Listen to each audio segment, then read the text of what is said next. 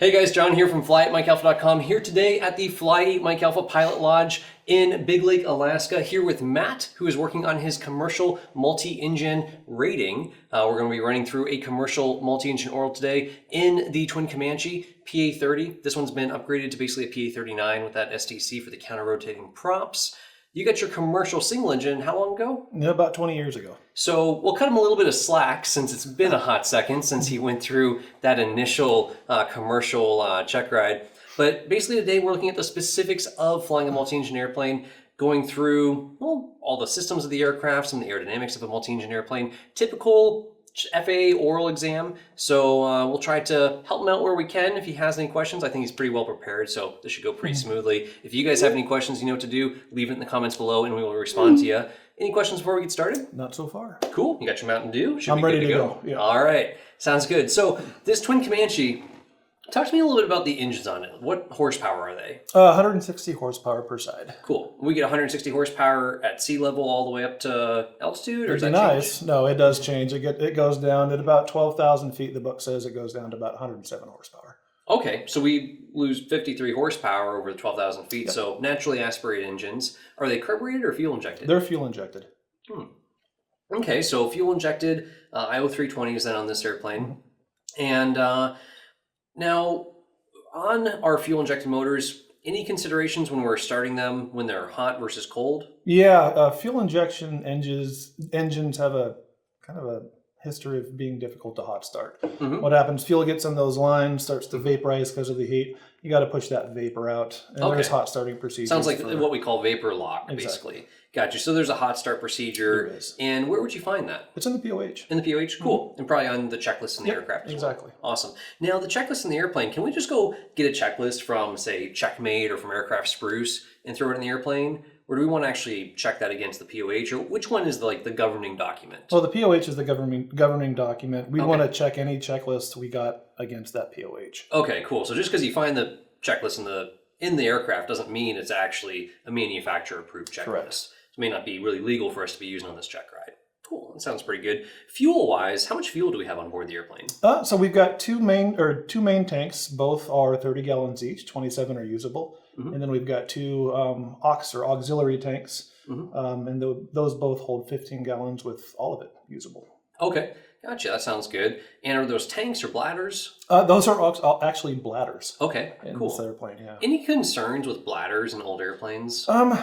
The only thing I could think about is possibly some cracking in the bladders itself, causing some fuel leakage. Cool. So if I had like a garbage bag, a 55-gallon garbage bag, it holds 55 gallons. But if I scrunched it up and tightened it up a little bit, probably wouldn't hold 55 gallons anymore. Nope. So if those bladders got a little collapsed or compressed, might have once upon a time held 15 gallons, maybe doesn't hold 15 gallons anymore. That makes sense. So it might just be something to be aware of. If those gauges do start reading low, you might want to trust them, even though you think, you're like, I put 15 gallons in there. Well, maybe not. Maybe not. Yeah, the bladders, and not that they ever should do that, but old airplanes, they have problems sometimes. So difference between bladders and tanks anyways. Okay. Mentioning fuel and fuel-injected engines, fuel getting to the engines, how do we actually get fuel from this low wing into the engines? This airplane has a engine-driven fuel pump per engine. And it also has, in case those fuel pumps decide not to work, we have auxiliary electric fuel pumps. Okay, cool. So if we had a total electrical system failure, would our engines shut down? No. Okay. No. And that's because? That's because the fuel pumps and the magnetos are engine-driven.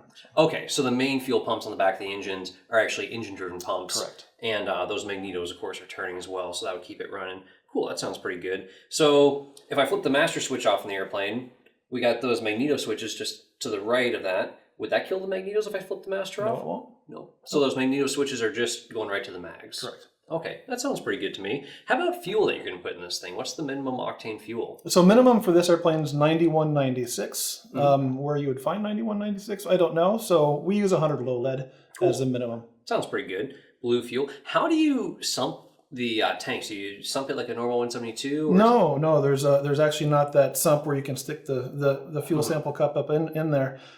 In between the two front seats, there's actually a little panel you can lift up, and there are fuel selector lines. You actually put it on the tank that you want and pull up a little knob, and that puts fuel through the tube in the bottom of the airplane for that particular tank. Sounds kind of like a two-man job. It's a two-man job for sure, unless you want to get yourself in trouble and get gas on the pavement.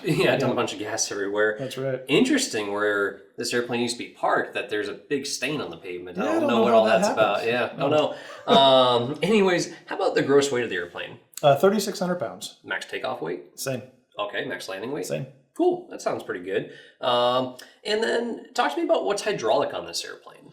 So this airplane has 4 hydraulic systems. So obviously you got a hydraulic system for the constant speed prop, which uses a piston and oil, and actually, I'll get into this a little bit later, but so a nitrogen charge. We have the shimmy dampener as well, the gear struts, and then we have the brakes are all hydraulic systems. Okay, cool. No, that all sounds good to me. How would you know that those struts are actually working as they should? The checklists, when it's on the ground and the struts are compressed, it should at least have about 2 1/4 inches of chrome distance. showing there. Exactly. Yep. That sounds pretty good. Now, I saw your weight and balance all looked good for us, but how's that weight and balance change when we have the gear down versus the gear retracted? So the mains, they just flip up into the wheel well. They're not going to change much, but the nose actually does change longitudinally as it goes from extended to retracted. Okay. And it's going to change the moment by a factor of 770. Okay. According to the POH. Gotcha. So, I mean, a little bit. Just a little bit. Something. Probably not going to notice it, but... Probably not, yeah. How about as we burn fuel? It depends on where our CG is located compared to where our fuel tank CG is. Okay. So if the CG of the airplane is a little farther ahead as we burn that fuel, it's going to start moving back, and the opposite is true as well. Okay, so if we got, say the CG is, just so I understand fully here, CG is up here, and our fuel tanks are there, so we take weight out of them, the CG is going to move forward? Correct. Okay, cool. And then, now, are these tanks in the exact same place, or do they actually have different stations? They have different stations. The aux and the mains both do. Gotcha. So with the aux, could we ever shift the CG aft as we burn fuel? I would have to look at the POH to answer that question. Yeah, so if you look at your weight and balance paperwork there, I think it said that the aux tanks are at 95 inches.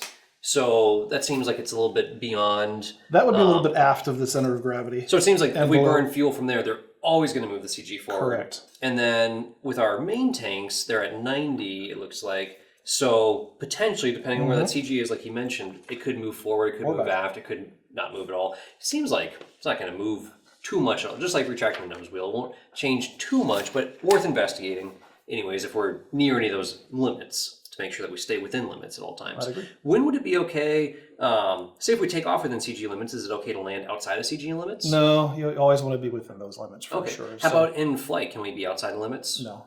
No. So we can't have the fat guy in the front seat go take a nap in the back? No, absolutely not. If we're already, CG, we got to keep it perfect at all times within CG limits. How about when you lower that gear, obviously we get a green light, right? What if that green light didn't come on? What would you do? Well, I would start going through the checklist. It's a situation that needs to be dealt with, but it is not necessarily a time-driven thing where you have to memorize those steps. So pull out that checklist, fly the airplane first, and then start going through the steps. Right off the bat, I'd want to make sure that the cockpit lighting was off because that tends to dim that green switch. Okay. And then just keep following that checklist on down. Yeah, that sounds good. So checklist-driven. Would we do this when we're on final? No. Okay. How about on downwind? I mean, we lower the gear on downwind, we don't get the green light, so we just extend our downwind and do this? No, that would be time to kind of clear the pattern, go out to a safe area where you can circle. Climb up nice and high. Yeah, maybe get back on with approach so you get an extra set of eyes looking for you of, watching for traffic and all that kind of some flight following. Let them know you got a potential issue, but not an emergency or anything, just troubleshooting. Exactly. Cool, that all sounds pretty good to me. So checklist driven. I know we got the mirror that we could always use to verify the gear was down. How else could we verify the gear was down? Oh, in between, again, the front seats, kind of where the fuel selectors lines are, we have the engine or the motor for the gear and the transmission. We also have a bar and an emergency handle that we could stick into that bar and rotate forward. Okay. If we can't rotate it forward, that gear's down. Right. So you could look at those two little slots there, and if they're already all the way forward, then that's kind of, it's down and locked. Right. And then you could probably fly by a tower or somebody on the ground. They could verify your gear looks down and all three are down. Is it possible to get one gear to come down and not the other two? No.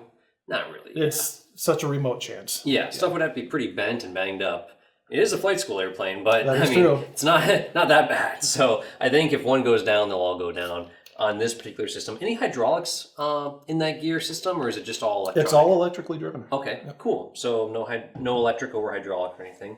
Sounds pretty good. Now, accelerate stop. You showed me your takeoff and performance data. All looks pretty good. Just talk to me about how you calculate. I know that you did the accelerate stop off the POH, but the accelerate go distance. How did you do that? So the accelerate go distance isn't in the POH, and so I used the takeoff distance.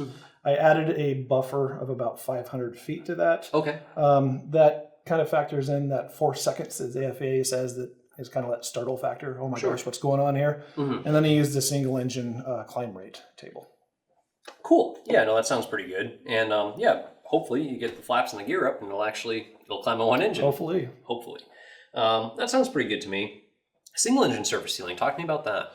So a single engine service ceiling is the rate that the airplane can climb at 50 feet a minute on one engine.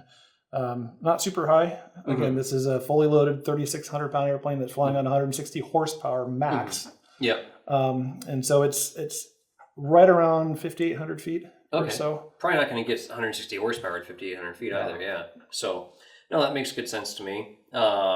Say about 5,800 feet. So if you're cruising along from, I don't know, Yakutat to Cordova, or something that you guys are probably more familiar with, flying from Miami to, Tampa, at 12,500 feet. And you just told me your single engine service ceiling was 5,800 feet. You can stay at 12.5, or how's that going to work out? Well, I'm going to stay up as long as I can. If we lost that engine, though, I'm going to pitch for Blue Line, which is the best rated climb single engine, and whatever rated ascent it gives me, I'm going to accept. Okay, and assuming you probably already got that other engine secured, and followed the checklist and all that sort of stuff. So that's once you get that thing feathered, if it's not producing any thrust. What if you had a partial power failure? What if it was producing some thrust? Would you shut it down? No, absolutely not. Some thrust is better than no thrust at all. Sure. What if there was no oil pressure? It depends. If there's no oil pressure and the temperature was looking good, I wouldn't shut it down. If that temperature started to rise, I would definitely consider doing a precautionary shutdown. Okay. How long do you think the engine will run for without any oil pressure? Ooh, again, it depends on what that temperature says. If that temperature's up in the red, I don't think I have very much time. Yeah. I mean, if there's no oil pressure, yeah, it's probably going to seize on you eventually. So I might consider, doing a precautionary shutdown. Better to know when it's going to shut down than just arbitrarily. They do arbitrarily shut down. We did do a video on that on YouTube of an 0320 motor on a Piper Cherokee and actually drained the oil out of it and saw how long it would run for, but it is a little bit arbitrary. They're not all going to run for the same amount of time. So possibly I'd do a precautionary shutdown rather than just waiting and seeing, how long it would until it bursts into flames or something, or, starts shooting parts through the cowling. Kind of sit right there, where as it shoots stuff out, it might come towards the cabin. Kind of in a vulnerable position. Yeah, a little bit sometimes. So that sounds pretty good. Now, talk to me a little bit as we're talking about the single engine service ceiling there, about 5,800 feet is what we're probably going to drift on down to. And you said you're just going to hang on a Blue Line, and whatever rate you come down at. So hold on to that altitude as long as you could. That sounds pretty good to me. VMC, we'll talk more about it here in a second, but talk to me just about how VMC and stall speed kind of interface. Is there a point at where VMC and stall speed are the same, or? Yeah, there is a point. So VMC is where the airplane, you can maintain directional control. Okay. Obviously, everyone knows what stall speed is. There is a point where if you're trying to hold VMC, the airplane might stall first before you lose directional control. Okay. And what happens when we stall the airplane with one engine running and the other one secure? And we didn't lose directional control before the stall, but now we stalled. What would probably happen at this point? You're gonna yaw, and chances are the airplane's gonna get flipped over. Yeah, because we didn't lose directional control yet, but it sounds like it's impending. It's impending. Yeah, because we've got one engine running, one engine not. We stall, but there's more airflow on one wing. It's probably going to want to do one of those numbers. So that'd be kind of bad. And that happens at some density altitude, right? Is it always the same density altitude that would happen, or does it change with any factors? No, it would change with weight, things, load factor, things like that. Sure. Load factor, weight. Certainly, I mean, the higher we go, the less power the other engine puts out, so that decreases VMC. But I'm glad we're on the point of VMC. Talk to me a little bit about it. What, I guess, what is VMC on this airplane? So VMC is red line. It's 80 miles an hour. And again, it's the point, the speed, according to certain factors that the manufacturer calculated the directional control can be maintained. Okay, got a little confused because I saw a PA30 POH and I saw a placard in this airplane that said VMC was 90, but the airspeed indicator has a red line on 80. It does. What's up with that? It's because of that STC for that counter-rotating engine that lowered that speed. Oh, so we actually lowered VMC because we kind of got rid of the critical engine Correct. with that STC. So we brought it back down to 80. That's cool. Now, what factors would say increase VMC? Like, say if, or decrease it rather. Say with the landing gear up, is VMC higher or lower? Landing gear up, it's going to be higher because that landing gear actually kind of has a stabilizing, almost like a keel effect, like on a boat. If I reduce power on the operating engine, does that increase or decrease VMC? It would decrease it. Okay, so VMC actually gets lower. So is VMC ever lower than 80? Oh, often. Okay, Yes. it's oftentimes lower than 80. Gotcha. That sounds good. How do they calculate VMC for certification purposes, or how do they come up with that 80 mile an hour? So for certification purposes, and the reason why oftentimes in real life it's below 80 is because the FAA requires the manufacturers to use the most unfavorable conditions to calculate it. Gotcha. There's an acronym that I use called Combat 150 SOG that goes through those, and I'd be happy to go through those if you'd like. I think they're on the screen there, so we're good. Okay. Now, as far as probably one of the most significant things is probably having that inoperative engine windmilling. And we say that's unfavorable. Why is a windmilling engine unfavorable? I mean, what's the big problem with that compared to just the engine shut down and the prop not turning? It is providing causing a ton of drag, which is assisting with that asymmetrical. So it's not zero thrust, it's drag. Exactly. Gotcha. So where does windmilling versus zero thrust? Talk to me about the differences between that. So zero thrust, you're basically simulating a feathered propeller. Okay. There's a little bit of thrust provided by the engine without the blades being feathered. Okay. And so the yaw is greatly reduced. Gotcha. So on this airplane, I think we use about like 11 inches or so for our conditions, our nice cool conditions that we've been having lately to simulate that. So that makes good sense. Cool. I'm pretty happy with all that. We'll keep working through here. These propellers, you mentioned they're feathering. So how do they feather? Well, it is it's a constant speed propeller. And whenever you remove oil from the system, that piston comes back and starts feathering. And when I say feathering, it changes it to a blade angle. I believe it's about 78 degrees, where it's more or less in line with the relative wind, and there's not as much, it could be parasitic drag. Gotcha. Okay. No, that sounds pretty good to me. Now, you said remove oil. So when I'm pulling that prop lever back, I'm basically cutting oil pressure to the prop hub? Correct. Okay. Yes. And by cutting oil pressure there, is there anything pushing that piston back? Or? There is, and it depends on the model of the propeller that's on the airplane. Some have a nitrogen charge on the other side. Some have a nitrogen charge and a spring that helps assist that, that piston back. So basically the nitrogen and the spring are pushing back to help twist that. And I guess why does it need the help? It needs the help because the aerodynamic forces are wanting to keep the blade angles at a certain. Okay, gotcha. So without the help of that nitrogen charge in the spring, we wouldn't actually go to feather because the airflow through the propeller is trying to keep it at a more flatter blade angle. It takes some force to get it back into feather position. Cool. I'm confused though because when I pull the mixtures to idle and shut down these engines, obviously oil pressure goes to zero. But I'm looking at the airplane in the hangar, these blades aren't feathered. So I call BS on what you just told me. And that would be a good thing to call, except for this airplane also, or this propeller also has locking mechanisms. So below a certain RPM, a locking mechanism is going to go into the propeller, into the hub, and keep it from feathering. Because you don't want to start an engine that's completely feathered. It's pretty tough on it. Okay, and you're talking locking mechanism. So is that connected to my prop lever at all?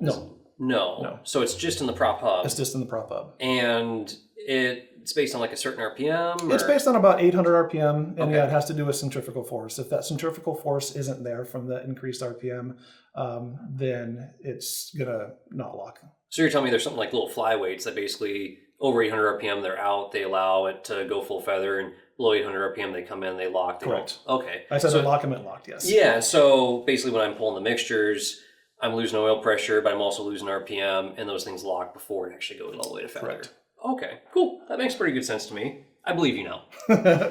That's good. Yes. Talking about best glide speed on this airplane. Best glide airspeed is 110 miles an hour, and that's with the gear up and the high pitch feather. Okay, cool. So let's say, I mean, this is a twin, so flying over water, you know, we want to go to Kodiak or something, to an island, or go to the Bahamas. We don't worry too much about flying over water. We got 2 engines. That's like the whole point. I mean, we're paying twice as much to run this airplane. We're not going all that much faster. But that's like the whole point of having this extra engine, is supposed to be safety. So we're flying over water, and they both quit. We're trying to make it back to shore. And because you probably tried to cross-feed both of them or something silly. So they're both shut down on us, and your best glide's 110.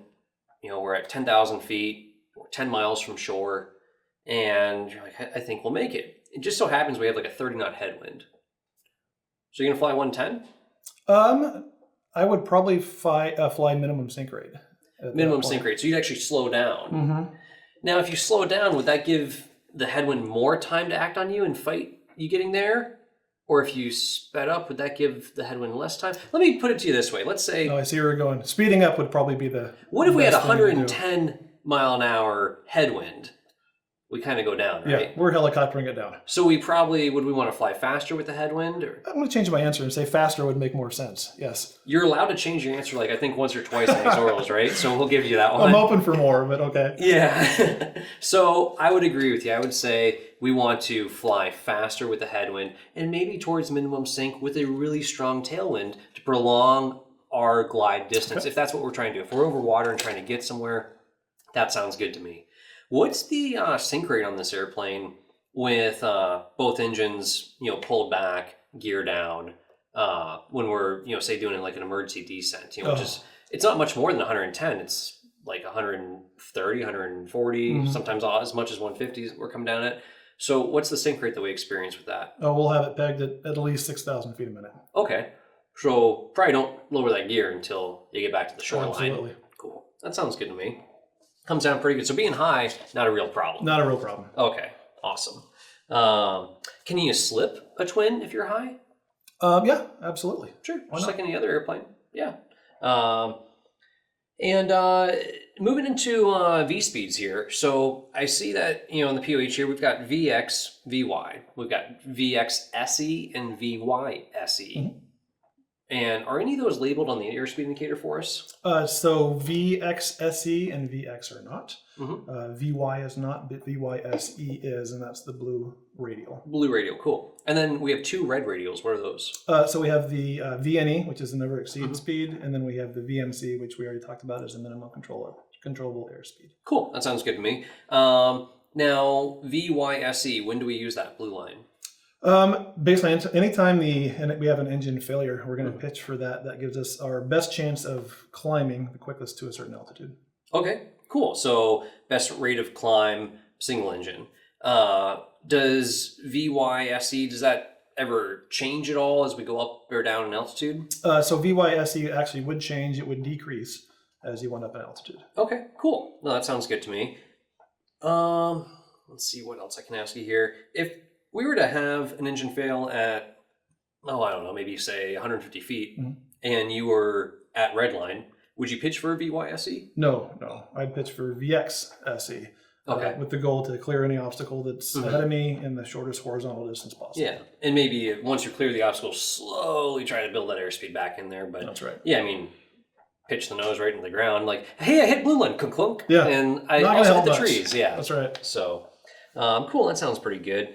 Talk to me a little bit about the vacuum system on this airplane. We have dual vacuum pumps. Both are engine driven, one on each engine, and they supply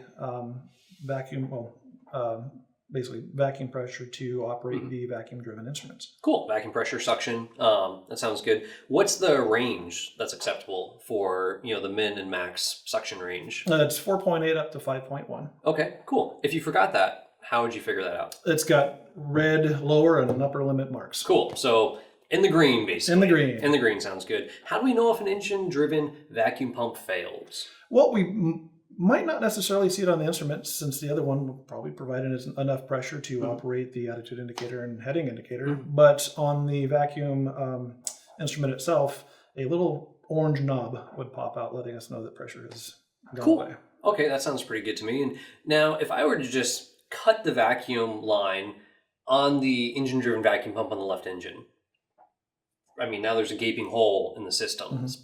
The right one's probably not going to keep up with that gaping hole and still provide vacuum to the instruments. So are we going to have low suction then?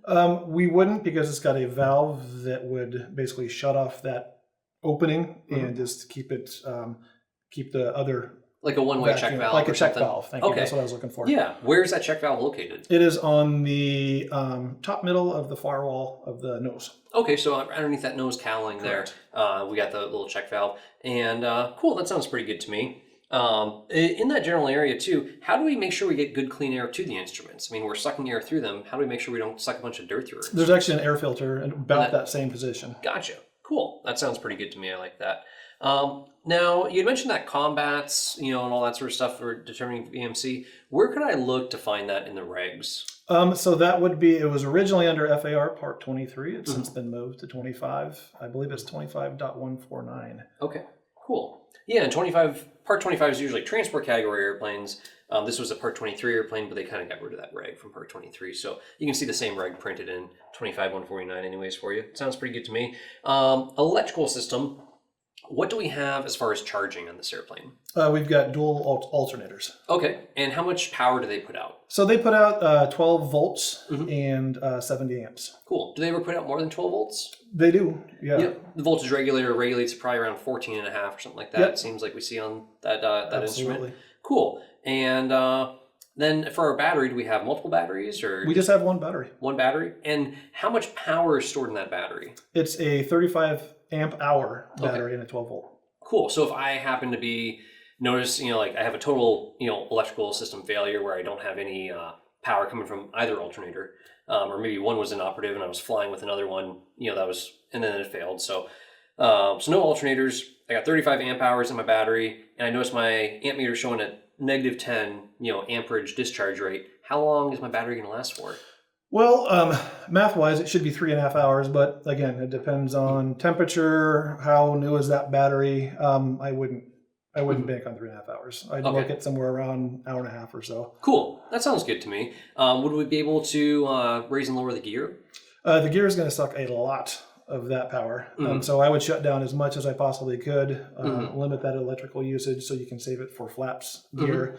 If the gear, if we lost electrical power for the gear, we do have that override system as well. Okay, yeah. And I guess it kind of really sucked too if we tried to put the gear down, it ran the battery dead, it got partially extended. Maybe we would just follow the checklist for the emergency gear extension anyways. I think it's checklist driven items anyways. If we have a total electrical system failure, it is.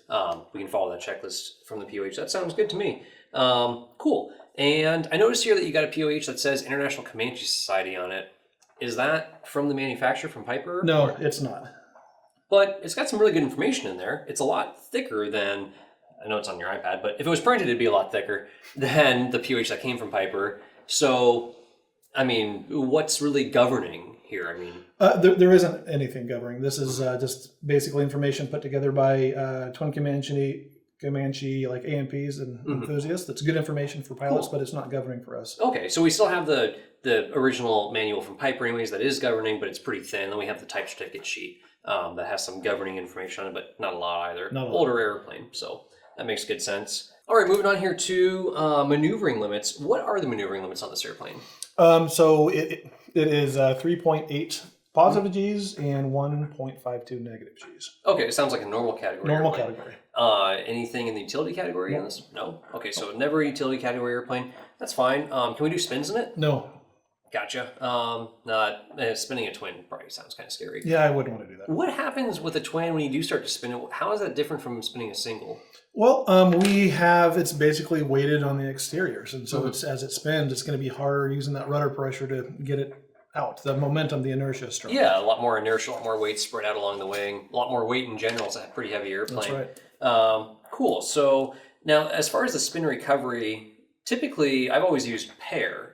Me too. Now, is that what it says in the POH? No, this POH is, they do the order a little different. It does go to power first, and which makes sense because you want to keep the spin from becoming more and more flat. So you can pull that power back, get that nose down, also helps you recover. But then it goes into rudder full opposite instead of ailerons neutral.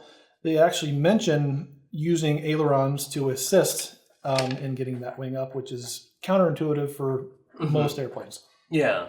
So, yeah, they say you can do that. I'd be awful nervous to try it. That's why I haven't actually tried it in the airplane, I'll be honest with you guys. I haven't gone up and spun the twin Comanche to see if it likes aileron or not, but not keen on trying it. No. But that's what the POH says, so something to consider.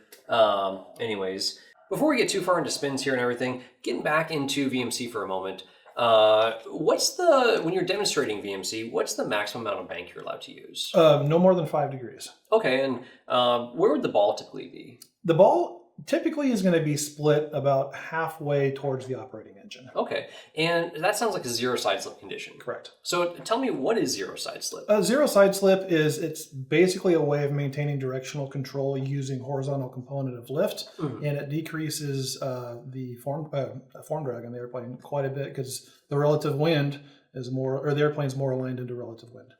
I don't get it. So we lose an engine, and so we lost our left engine. So I'm applying right rudder. Correct.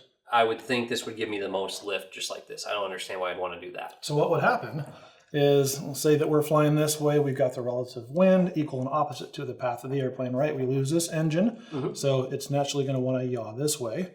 So we use a bunch of right rudder. Well, what this does is it makes us now fly like this into the relative wind, which exposes our body a lot more parasitic drag.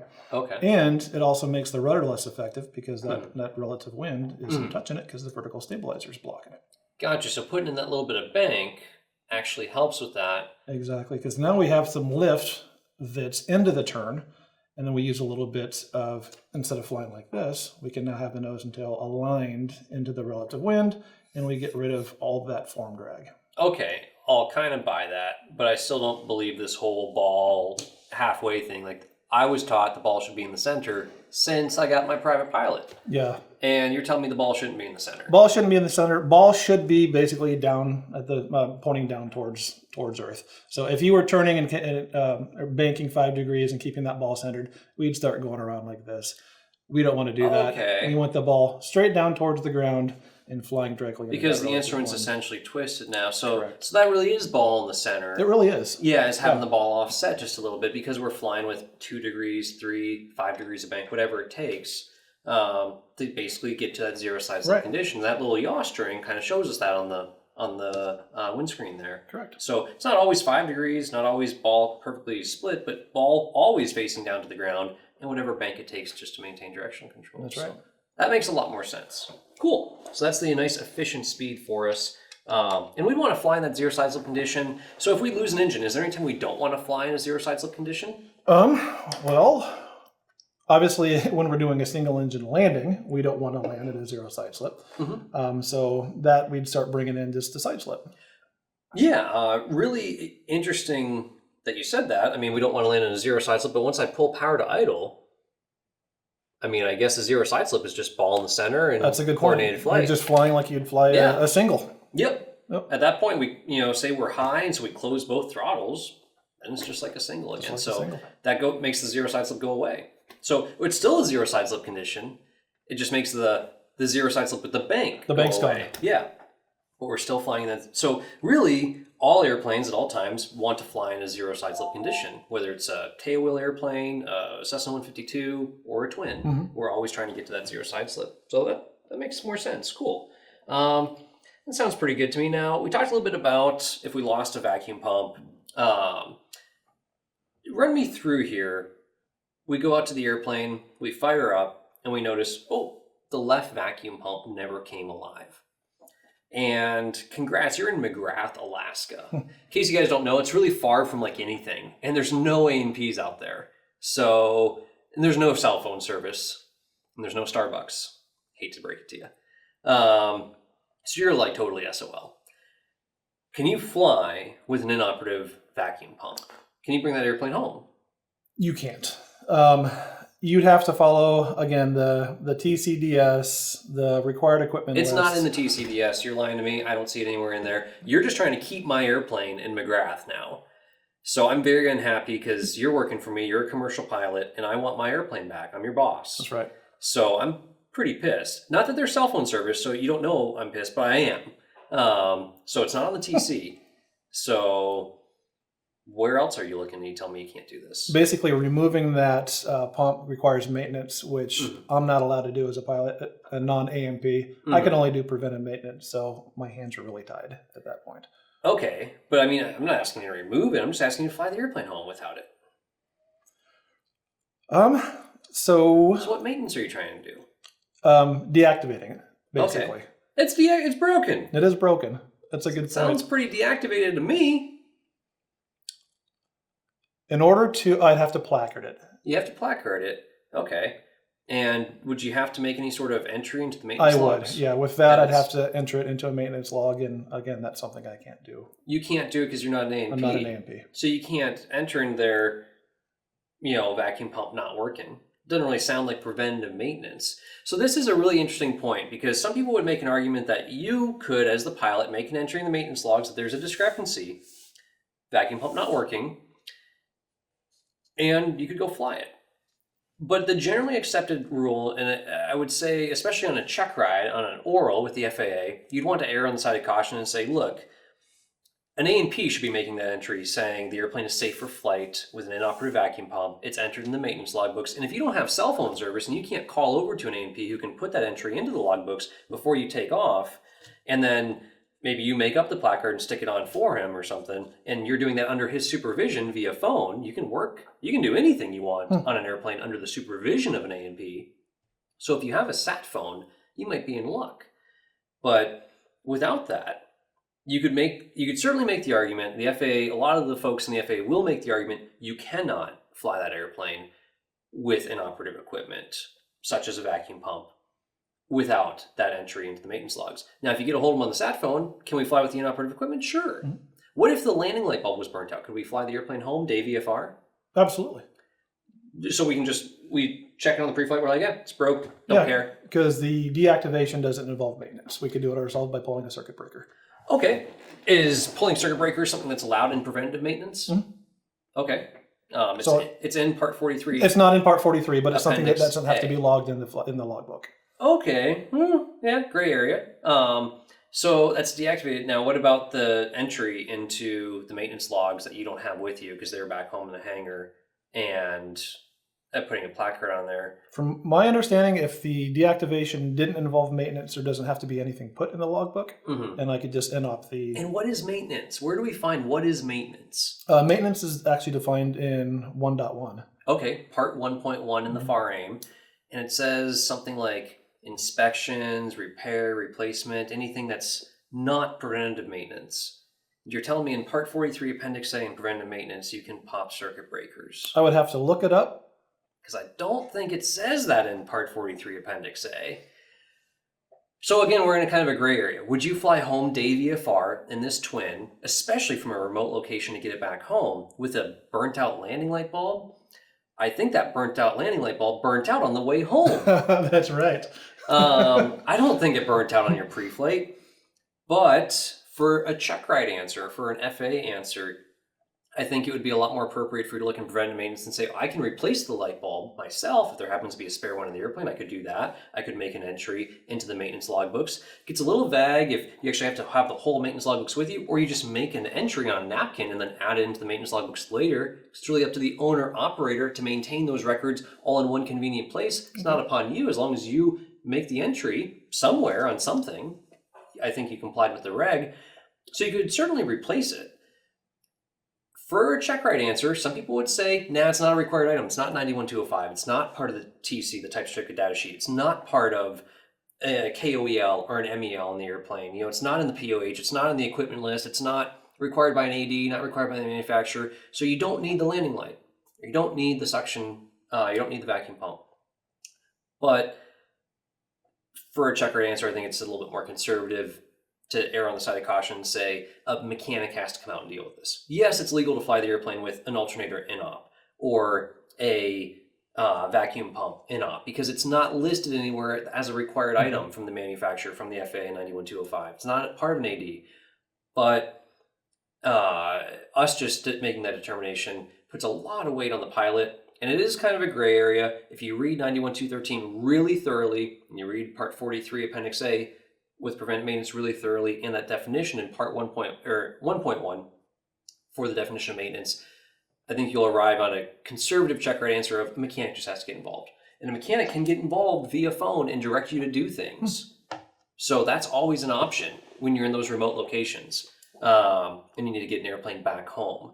And then, of course, ferry permits are always an option from the FSDO. So err on the side of caution on your check rides. Make sure you thoroughly understand 91213. Hopefully, we gave you some insight into 91213 right here. But I would highly recommend reading it thoroughly and breaking down the parts. We do have a whole video on how to break down the FAR aim in the check ride prep course online at Fly at Mike Alpha. An important thing to really go through so you can really pick through the nitty-gritty legal details there and make sure you're doing the right thing.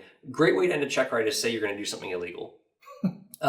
If you say, I don't know, I'm not sure, I have to look it up, that doesn't really end your check ride. If you say, yeah, sure, I'll go do that, and it's illegal, that's a great way to make it stop right there.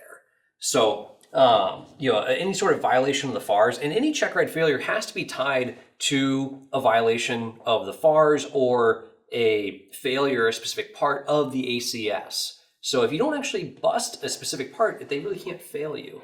But certainly, saying you're going to break a rule would be a good reason. That might do it. That would probably do it. So anyways, moving on to from inoperative equipment, going into emergency gear extension.